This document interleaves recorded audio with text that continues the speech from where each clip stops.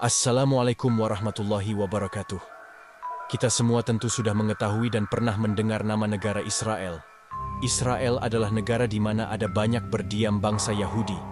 Untuk memahami karakter bangsa Yahudi, Israel, secara umum dapat kita ketahui dari firman Allah.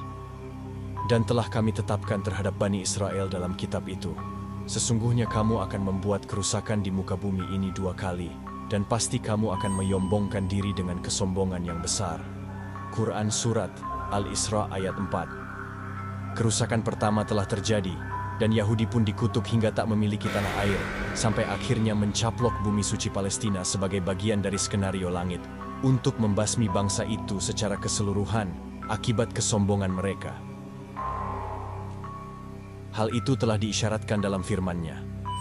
Dan kami berfirman sesudah itu kepada Bani Israel, tinggallah di muka bumi, maka apabila datang janji terakhir niscaya, kami datangkan kamu dalam keadaan bercampur baur. Quran Surat Al-Isra ayat 104. Kebiadaban Israel yang cuma berjumlah 7 jutaan jiwa itu memang menjadi pertanda akan segera berakhirnya zaman ini. Bayangkan, jumlah umat Islam sedunia 1,5 miliaran. Namun tak sanggup menghentikan kebrutalan Israel di Palestina. Bahkan kita melihat dengan mata kepala sendiri lewat televisi. Bagaimana Israel dengan pongahnya memborbardir Gaza, seolah kita membiarkan Israel membantai Muslim Palestina. Tak berkutik sedikit pun, kecuali demo dan bantuan kemanusiaan. Padahal yang dibutuhkan adalah bahasa besi sebagaimana bahasa itu digunakan Israel menjajah Palestina. Bukan bahasa diplomasi lagi. Bahasa itu sudah usang. Suka atau tidak, peperangan total melawan Israel akan terjadi sebagai episode akhir zaman. Kiamat tidak akan terjadi sebelum kaum muslimin memerangi kaum Yahudi. Mereka akan diperangi kaum muslimin, sehingga orang-orang Yahudi bersembunyi di balik batu dan pohon. Maka berkatalah batu dan pohon tersebut, "Wahai orang Islam, wahai hamba Allah, ini ada orang Yahudi bersembunyi di belakangku, kemarilah, bunuhlah dia." Kecuali pohon Garkad, karena pohon itu adalah pohon Yahudi. Hadits, riwayat Bukhari Muslim. Mari kita buktikan kebiadaban Yahudi sepanjang sejarah kemanusiaan yang diketahui dan terdokumentasi secara akurat, seperti dalam Al-Quran, hadits, manuskrip, maupun catatan sejarah dunia. Kejahatan Yahudi dimulai sejak 12 keturunan Nabi Yakub dari sejumlah istri mencelakai Yusuf. Ke-12 anak Yakub alaihissalam adalah Rubin, Syamun, Yusakir, Zabulun, dan Nafqali, Jamid, Askir, Yusuf, Benyamin, Yahuda, dan Lawi. Kemudian ke-12 keturunan tersebut berkembang menjadi 12 suku sampai hari ini. Makar jahat mereka yang pertama terjadi pada zaman Nabi Yakub alaihissalam. Mereka berkeinginan menyingkirkan saudaranya sendiri, Yusuf alaihissalam yang berakhlak mulia, supaya mereka lebih dicintai bapaknya. Quran Surat Yusuf ayat 7-18. Kejahatan paling mengerikan adalah kegemaran mereka membunuh para nabi dan rasul. Mereka telah membunuh Nabi Yahya alaihissalam secara kejam, yaitu memenggal lehernya dan kepalanya diletakkan di nampan emas. Nabi Zakaria alaihissalam juga dibunuh secara keji, yaitu dengan digergaji tubuhnya. Kedua pembunuhan ini terjadi pada masa pemerintahan Raja Herodes. Mereka juga gemar membunuh orang-orang soleh lainnya. Sesungguhnya orang-orang yang kafir kepada ayat-ayat Allah dan membunuh para nabi tanpa alasan yang benar, dan membunuh orang-orang yang menyuruh manusia berbuat adil, maka gembirakanlah mereka dengan siksa yang pedih. Quran Surat Ali Imran ayat 21. Nabi Isa alaihissalam pun tidak luput dari rencana busuk mereka untuk membunuhnya, akan tetapi Allah Subhanahu wa Ta'ala menyelamatkannya. Dan karena ucapan mereka, "Sesungguhnya kami telah membunuh Al-Masih Isa ibnu Maryam Rasul Allah." Padahal mereka tidak membunuhnya dan tidak pula menyalibnya. Tetapi yang mereka bunuh dan salib itu ialah orang yang diserupakan dengan Isa bagi mereka. Sesungguhnya orang yang berselisih paham tentang pembunuhan Isa benar-benar dalam keraguan tentang yang dibunuh itu, kecuali mengikuti persangkaan belaka. Mereka tidak yakin bahwa yang mereka bunuh itu Isa. Quran Surat An-Nisa ayat 157. Kejahatan Raja Zunuwas adalah seorang raja Yahudi Najran di Yaman yang sangat fanatik. Tidak ingin ada agama lain di daerah kekuasaannya.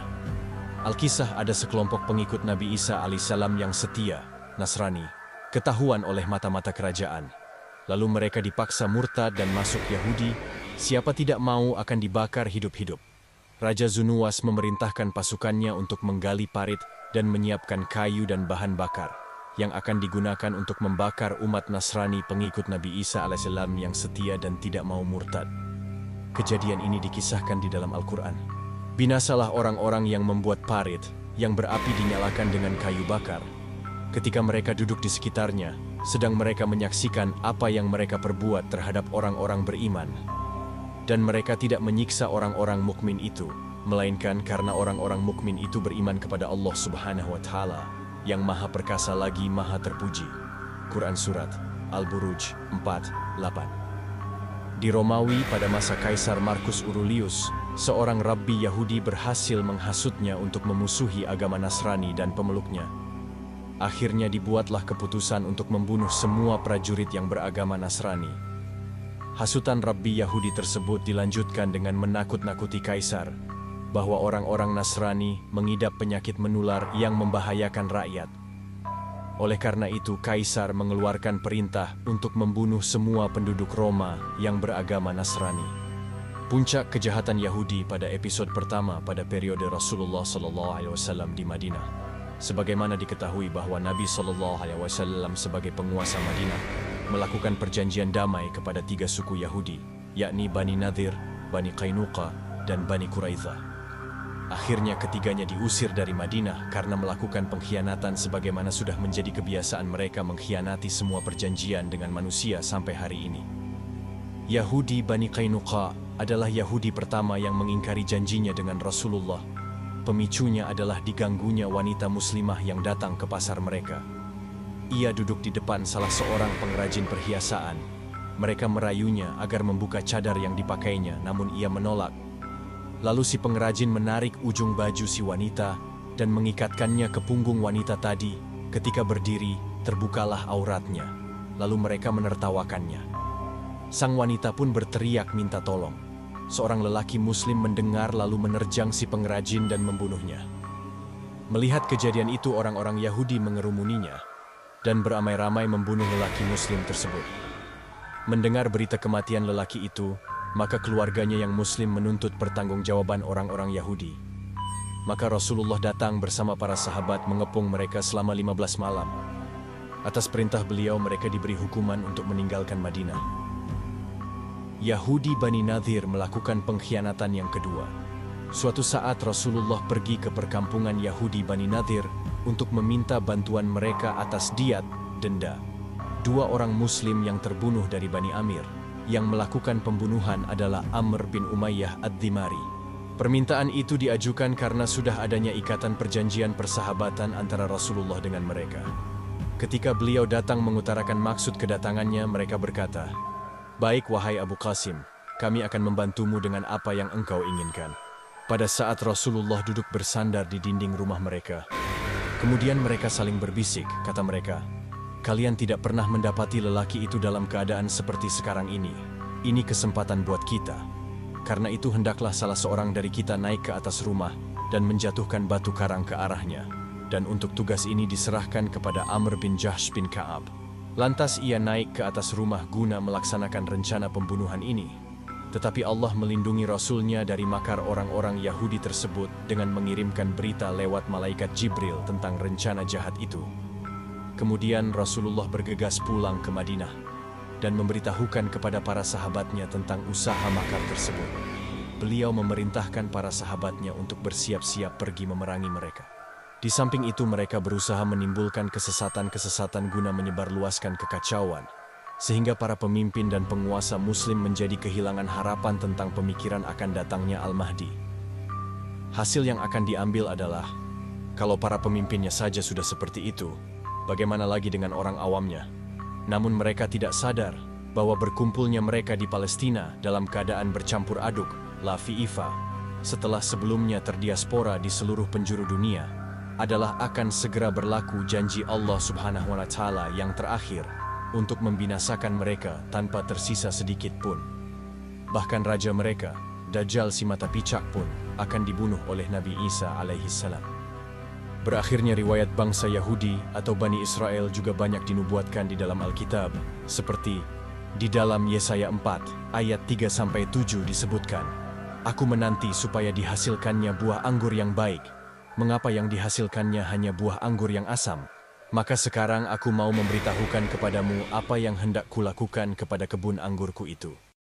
Aku akan menebang pagar durinya, sehingga kebun itu dimakan habis, dan melanda temboknya, sehingga kebun itu diinjak-injak.